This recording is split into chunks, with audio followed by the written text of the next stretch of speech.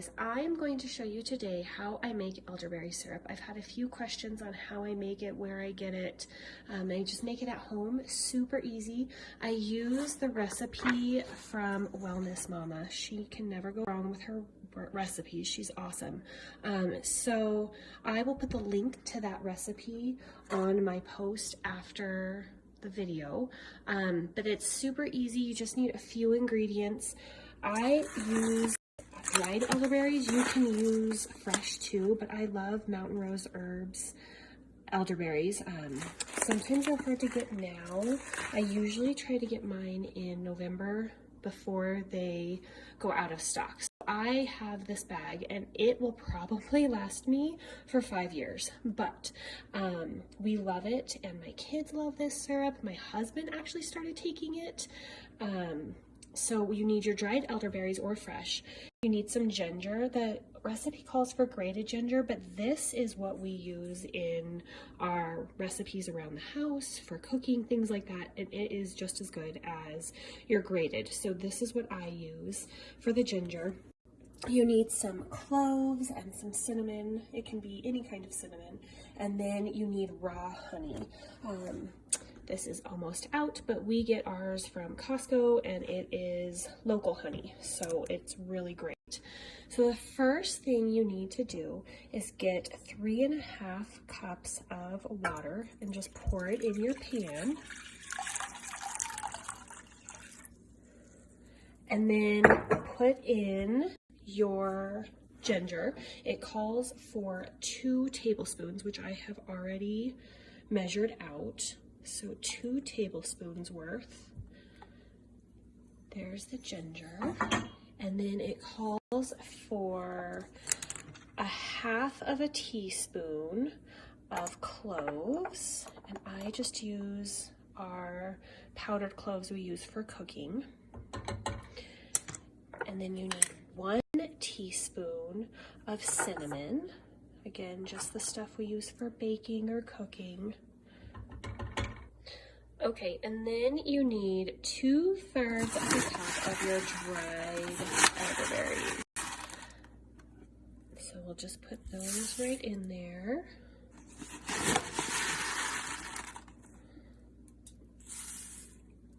And then we need to bring the whole mixture up to a boil. So we're just gonna slowly put this on a medium heat. And we're going to bring it up to a boil. And once it starts boiling it, we're going to cover it and then simmer it, turn down the heat and simmer it for 45 minutes to an hour. So you kind of just check on it here and there. There's no sugar in it at this point except for what is already naturally in the berries. So you don't have to worry about it scalding or burning too much. So just check on it every once in a while, give it a stir every once in a while, and just kind of let it do its thing for about 45 minutes to an hour. You're looking for this liquid to reduce by about half. So kind of pay attention where it is right now in your pot, and you want it to be reduced by about half. And once it is reduced by half, then you can add your honey. And so I'm gonna let this go ahead and just reduce and simmer, and then I will show you how to finish it up here in a little bit. Okay guys, so the elderberry mixture has reduced by half. You can kind of tell in the pot that it's about half. And full disclosure, I actually did not have time to finish this off once it was reduced by half. So I just stuck it in the fridge overnight and now I'm finishing it off today. So if you don't have time, you can totally make this a couple-day project. But I take this elderberry mixture, and then I have a good size strainer here. You want it to be a mesh strainer like this. You do not want a colander. You want a mesh strainer. And I'll show you why here in a little bit. And then a bowl that it fits over. So I just put the mesh strainer here over the bowl and then pour in, see if I can do this without making a mess. Pour in the mixture and you'll see that all of the liquid is falling through. So you can kind of see here the mixture is draining on its own pretty well. You can see the drips there. But what I like to do is I like a lot of this pulp. This pulp has so many good nutrients in it. Those ginger and the cloves and cinnamon is all kind of soaked into this berry. So you just kind of give it a good mash. And you scrape those berries along the bowl, and you can see when you do that how much more liquid comes out. So if you just really give it a good mash, and then just kind of scrape those berries into that mesh, it's kind of a two-handed project, but if you scrape those berries into the mesh strainer, then you'll get a lot of that pulp and a lot of that really good nutrients from those berries. So I like to use this flat spatula. It's a flat wooden spatula. It's actually a Pioneer Woman spatula. I love her stuff.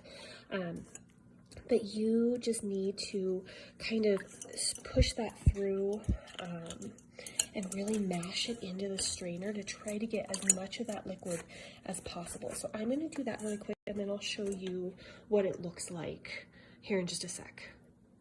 Okay, so this is, once I have mashed it through, you can see how little of the mixture is left up here and how it's just basically the solids. So we have all that goodness down here, and what I'll do is I will take this wooden spatula, and do you see all that pulp underneath the strainer? I will actually scrape that into this liquid because we want all of those nutrients in this liquid. So I'm going to scrape that off the bottom of the strainer and just add it to the liquid so that the mixture contains the juice as well as some of the pulp. Now we have all that pulp drained off, and this is all that juice and pulp together. You can kind of see it on the spoon there, but once you put the honey in, it incorporates all really well. So you need 1 cup of honey. If you don't like honey or want to use something else, you can use molasses, maybe agave syrup, something like that. We prefer the local honey simply because it does have all of those really good nutrients, especially if it's raw honey. And if you can get local raw honey, that's your best bet. Elderberry syrup will provide immune boosting, but if you add local raw honey to it, it also helps with allergies. And it just kind of, you know, has all of the local things in it that will help your immune system to build to local illnesses or whatever is going on. So local raw honey is best, but you could use other sweeteners as well. And you can adjust the sweetness to your taste. I would say don't go over a cup, otherwise it gets really sweet. And this, when I first made it, I was a little worried I did it wrong because it definitely is not syrup in the traditional sense. It is pretty liquidy. You can see it's not necessarily as liquid as water, but it is not as thick as syrup either.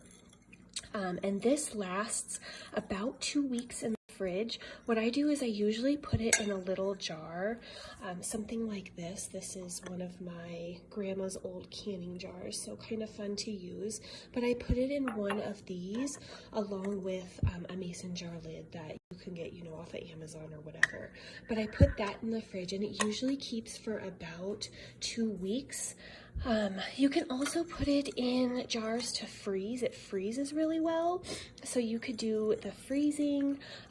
I like to do smaller batches. Like I'll probably put maybe half to a third of this into that jar, and then I'll put the other stuff either in ice cube trays or in freezable containers.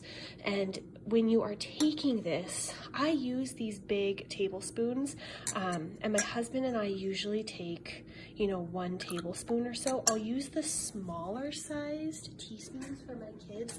The actual dosage on the recipe is about half to 1 teaspoon for kids and half to 1 tablespoon for adults once a day. And I would say, just like anything else that is natural, do not do this every day. So you could do it during the weekdays and take the weekends off, or just do it when you feel like you're getting, you know, some illness.